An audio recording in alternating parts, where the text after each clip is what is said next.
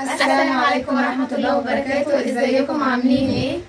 النهارده جينا لكم فيديو جديد عن ترتيب الدولاب وتنظيمه، فهنشوف معاكم كل حاجه بالتفصيل، بان احنا بقى هنرتب الهدوم عشان يا جماعه بقى لها فتره كده كلها كل بيلبس الدولاب كله على بعضه، كله بيحط على بعضه يعني ملخبط وبتاع، فاحنا هننظمه وتشوفي شكله ان شاء الله يبقى حلو. بس قبل ما نبدا الفيديو ما تنسوش تصلوا على النبي. اللهم صل وسلم وبارك على سيدنا محمد وعلى اله وصحبه اجمعين، وكمان ما تنسوش اللايك والسبسكرايب فعلوا زر الجرس عشان يوصلوكم كل فيديو جديد احنا بنعمله. وبس كده، يلا بينا نبتدي الفيديو. زي ما انتم شايفين الهدوم كلها دي كانت هدوم مغسوله لسه عايزه تتطبق وتتشال. شايفين كل دول. افتحي بقى الدولاب، بصوا منظر الدولاب من جوه عامل ازاي. كله يضرب يقلب فوق بعضه، شايفين كله يضرب يقلب. شايفين الاربعه كلهم، الاربع رفوف كلهم عايزين يتظبطوا من اول وجديد والحاجه تتطبق كلها وتتشال. فاحنا النهارده هنعمل لكم في الفيديو ان احنا هننزل كل دولت ونرتبهم بقى ونشوف الحاجات اللي احنا محتاجينها ومش محتاجينها وهنطبقهم بقى ونظبط الدولاب. ولسه كمان في الجزء التاني بتاع الدولاب، الشماعات والحاجه كلها هنعملها برده معاكم، بس هنخلص الاول جنب جنب.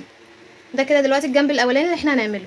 زي ما قالوا كده طول الاسبوع بيفضلوا يحطوا الحاجه، ومش ما كانش في وقت يعني ان هم يرتبوا يعملوا، فهنرتبها بقى كلنا مع بعض وهتشوفوا بقى المنظر ان شاء الله يكون شكله حلو. دلوقتي بقى هننزل الغرفه الاولانيه اللي فوق ده كله هننزله ونرتبه.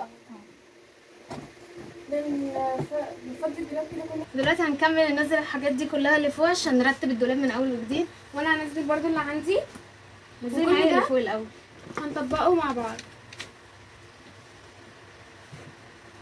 كل ده هينزل كده. وكده فضينا الرف اللي فوق ده هنمسحه دلوقتي ونرص معاكم بقى الحاجات كلها اللي احنا نزلناها نحطها معاكم. كده هنمسح الرف اللي فوق ده كده،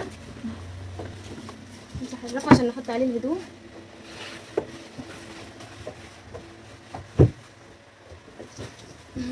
كده مسحناه خلاص.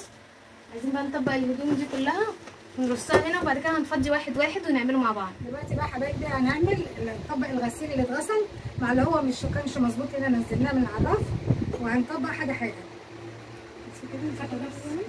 نحط التيشيرتات كده مع بعض لوحديها. احنا يا جماعه قلنا بقى النهارده ايه، ننشط كده شويه، نديكوا شويه نشاط كده، واللي كسلان يقوم يشتغل. ونقوم نرتب، لان حرفيا ما كانش ينفع نسيبه اكتر من كده، الدولاب كان هيشتكي مننا بجد. هم اكمنهم يعني مش فاضيين، ف كل شويه الهدوم بقى اللبس نفسه اللي يتغسل يسيبوه، يتغسل يسيبوه. فاحنا النهارده قلنا بقى ايه، نقوم بحمله تنظيف كده على الدولاب. الدراسه داخله بقى حبايبي، وكل واحد هيتلبخ طبعا في مدرسته، في الكليه، في الدروس، في المذاكره. فطبعا مفيش بقى غير الام بقى هي اللي هتعمل كل حاجه، بس برضه لو في وقت فراغ ساعدوا برضه زي ما احنا قلنا قبل كده. ونصيحه مني للامهات كده، عشان ايه، انا بحب اقول نصايح عشان ايه كل واحد يستفاد برضه. مفيش واحده تنزل ابنها او بنتها من غير فطار، لازم ياكل اي لقمه الصبح طبعا، ومعاه الوجبه بتاعته في اذا كان مدرسه او شوف رايح فين، فمعاه الوجبه بتاعته، فبرضه هياكل بره. بس اهم حاجه وجبه الفطار، لان بقول لك دكاتره بيقولوا من غير وجبه الفطار المخ نفسه بياكل نفسه.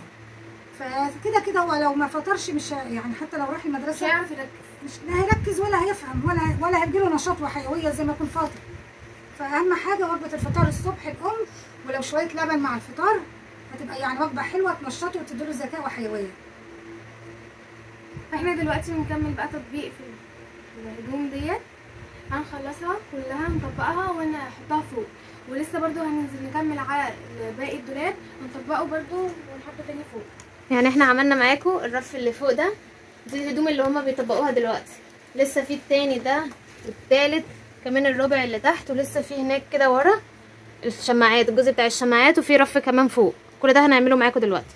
انا عارفه ساعه الدراسه ما بتبتدي، وخصوصا لما بيكونوا اطفال صغيرين، بيبقى الحمل بيبقى تقيل قوي على الام، عايزه تودي المدارس وعايزه تودي دروس وعايزه تذاكر لهم اللي وراها، خصوصا لو بتشتغل بقى هيبقى ضغط اكتر كمان. فربنا يقوي يا رب كده كل الناس كده على حالهم، فربنا معاكم ومعانا كده ومع الناس جميعا يا رب. بصوا انا كده طبقت كل المناطيل ديت وبحطها هنا، ودي الجامب سوت بحطها لوحدها، فعشان كده كل شويه اشيلها واحط البنطلون تحتها. الجنسات كلها بقى نحطها مع بعض. احنا قلنا الابناء لما بيعملوا في البيت بيساعدوا في الاكل والشرب، في الطبيخ، في الحاجات دي كلها ربنا بيديهم ثواب. فربنا يهديلكم كده يا رب، امنعكم جميعا كده يا رب.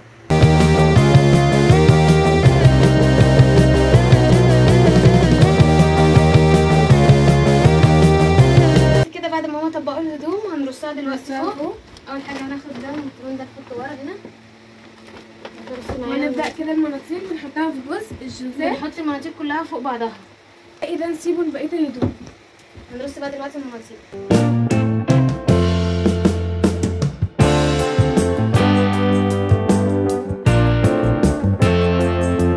دلوقتي بقى هنيجي يا جماعه نفس الفكره بتاعت اللي فوق هننزلهم تحت.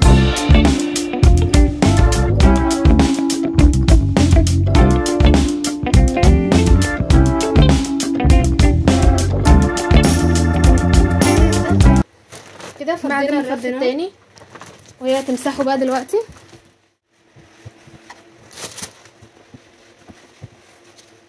كده هي مسحته خلاص. هنطبق بقى الهدوم دي كلها، نطبقها معاكم زي ما عملنا في الاولانيين ونوريكم نحطهم تاني. بقى يا حبايبي هنطبق الاضافه اللي هي الثانيه اللي قالوا عليها، اللي برده المناطيل لوحدها والتيشيرتات لوحدها، كل صنف يعني مع الثاني مع بعضه.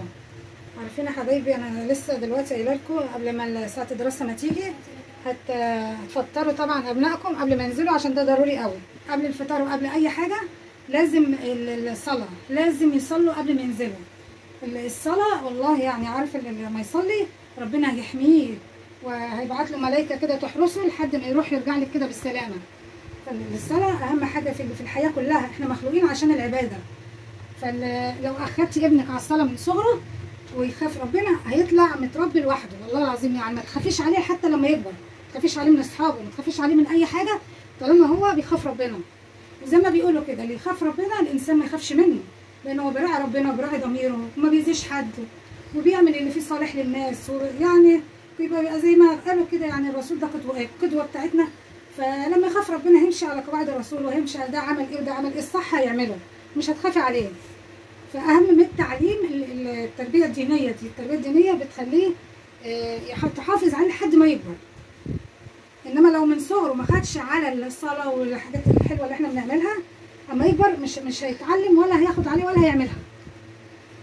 فزي ما الفطار ضروري الصلاه ضروري، الحاجات اللي هي الاساسيه دي ضروري برضو في الحياه. بصوا يا جماعه دلوقتي كده خلاص خلصنا تطبيق الهدوم اللي كانت في الدولاب كلهم كده اتطبقوا بتوع الرف التاني اللي احنا لسه منزلينه معاكم. هنبدا بقى نرصه واحده واحده زي ما احنا رصينا اللي فوق هنرص دوت كمان. تعالوا بينا نرص مع بعض. اللي هنا المناطيل كلها مع بعض دي كده خدي دي المناطيل انت كده واحد واحد.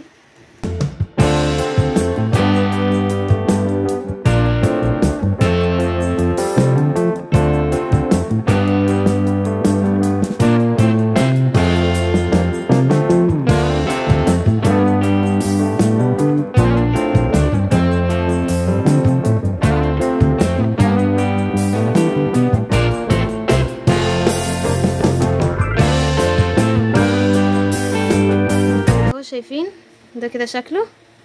شايفين الاول كان عامل ازاي؟ كان عامل شبه اللي تحت ده. شايفين منظره؟ بجد يا جماعه الدولاب كان شكله فظيع. فاحنا كده عملنا ادي واحد وادي التاني اهو. التالت دوت بقى نحاول نعدله كده، ولسه الربع اللي تحت كمان. احنا دلوقتي اهو طلعنا حبه. دلوقتي بقى هنفضي ده كمان، هننزل كل اللي جوه هنا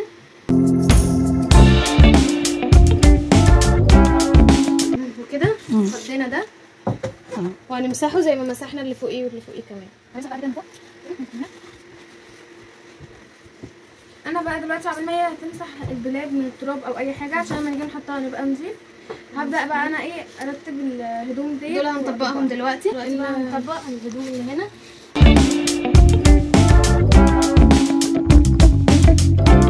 فاحنا دلوقتي بقى هنطبق كده التيشيرتات مع بعض والمناطيل مع بعض. وبالنسبه اللي هم بيسالونا عن اي معلومات عننا، احنا كنا عاملين فيديو بنجاوب فيه على كل الاسئله اللي كنا عاملينها في المنتدى. كنا قايلين اللي عنده اي سؤال لينا يكتبوا لنا في المنتدى واحنا هنجاوب عليه. فاحنا جاوبنا على كل اسئلتكم، بس في بعد ما عملنا الفيديو نزلناه في كتبوا لنا على اخر فيديوهين اسئله تانية برضو عايزين يعرفوها عننا. فاحنا هنعملها لكم فيديوهات شورتس بعد الفيديو ده ونجاوبكم فيها على كل اسئلتكم. وبالنسبه كمان اللي سال اللي سال على اخر فيديو احنا منزلينه ان هي دي بنت رابعه ولا ده حد منكم، فاحنا ان شاء الله هنجاوب عليكم بقى في فيديو شورتس اللي هنعمل لكم زميل. احنا كده هنجمع التيشيرتات بقى مع بعض كده كلهم مع بعض التيشيرتات.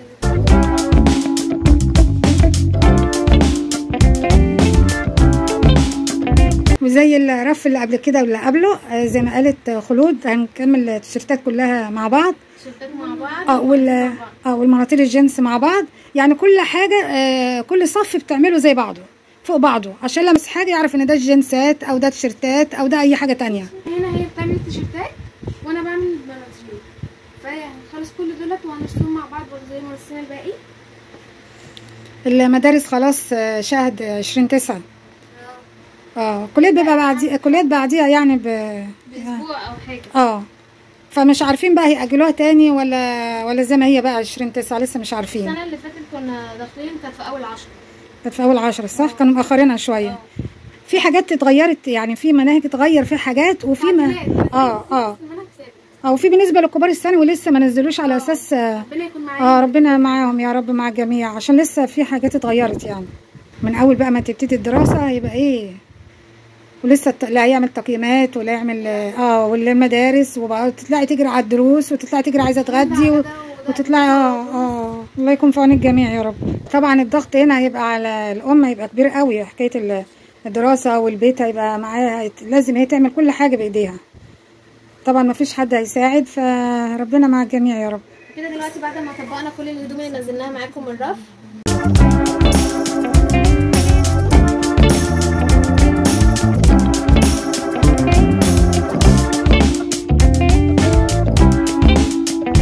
دلوقتي كده عملنا الرف الثالث كده، اوريهم كده من فوق. ده اول واحد عملناه معاكم، والتاني اهو، وده التالت. فاضل كده الاخير اللي تحت ده. هنطلع دلوقتي الحاجه اللي فيه نطبقها برده، نرصها عشان يبقى شكلهم حلو شبه اللي فوق. هنمسح بقى دلوقتي من تحت هنا كده. دلوقتي بقى هنطبق دول معاكم ونرصهم تحت بعد ما مسحنا الرف. حبايبي هنقول لكم حاجه ايه تفيدكم برده، ان الاكل الغذاء بالنسبه للابناء علشان خاطر ايه دماغهم يتنشط ويبقى فيه يقدروا يعني يتحصلوا على المعلومات ويبقوا يعني شطار وكويسين في مدارسهم وفي دروسهم وفي مذاكرتهم. فالاكل عليه عامل كبير قوي، يعني ما نعمل لهمش الاكل اللي هو يعني الله اكبر بيقولوا يعني بيجيب امراض، بيجيب حاجات وحشه. بنعمل الاكل الصحي. اول حاجه خضار، طبعا اذا كان فيه بروتين، لحوم، فراخ، الحاجات دي. ما فيش هتعملي اكل صحي طبعا. خضار، طبعا الرز حلو وفيه مضادات اكسده وكويس، مكرونات بتاع. بس بالنسبه للصلصات، الصلصه تعمليها على ايدك دي احلى مفيده قوي. كده بقى بعد ما طبقنا الهدوم اللي طلعناها من تحت، كده بقى يا جماعه الرف الاخير من النص الاولاني في الدولاب. شايفين شكله ده كده الرف الاولاني، وده التاني والتالت والرابع اهو فوق اول واحد بدأنا معاكم. فكده النص ده كده خلاص بتاع الدولاب. هنقفله ونخش بقى على النص التاني ده كده خلاص. هنفتح بقى النص التاني. شايفين لسه في فوق هنا كله على بعضه مقلوب، والجزء بتاع الشماعات ده بقى كله هيتظبط دلوقتي معاكم وهنوريكم واحده واحده. دلوقتي يا جماعه احنا خلصنا هنا كده الاولاني ده، النص الاولاني من الدولاب زي ما وريناه لكم ده كده خلاص. هنخش بقى على النص التاني اللي هو بيبقى فيه الشماعات هنا الهدوم بتتعلق والرف اللي فوق. فهننزل بقى اللي فوق ده علشان برده كله متلعبك على بعضه. هننزل كده ونطبق برده زي ما عملنا في الباقيين. مسحناه وفضيناه. هنيجي بقى نطبق الهدوم دي ونطلعها تاني معاكم. كده هنقعد نطبق بقى في الحاجات دي عشان نحطها فوق. كمان احنا طبقنا دول اللي هما كانوا في الرف اللي فوق، هنرصهم دلوقتي. وكده بقى ده شكل الرف اللي فوق بعد ما طبقنا الحاجه وعدلناها اهو. حطيناه. فاضل بقى الدور على الهدوم اللي هي على الشماعات دي، هننزلها ونعدلها معاكم ونرصهم من اول وجديد كده بشكل حلو. هنشيل بقى كل الهدوم دي اللي على الشماعات ننزلها، وهننزل بقى كل ده.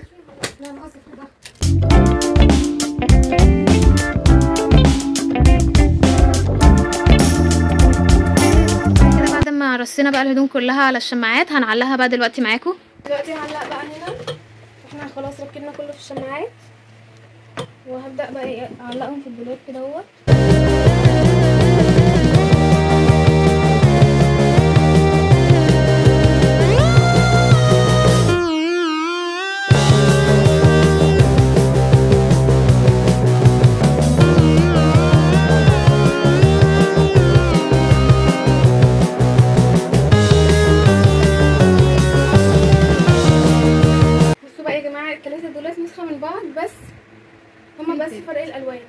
واحد الازرق والاخضر ده، في كمان واحد اسود. واحد اسود. 3 دول بصوا شبه بعض نفس الشكل.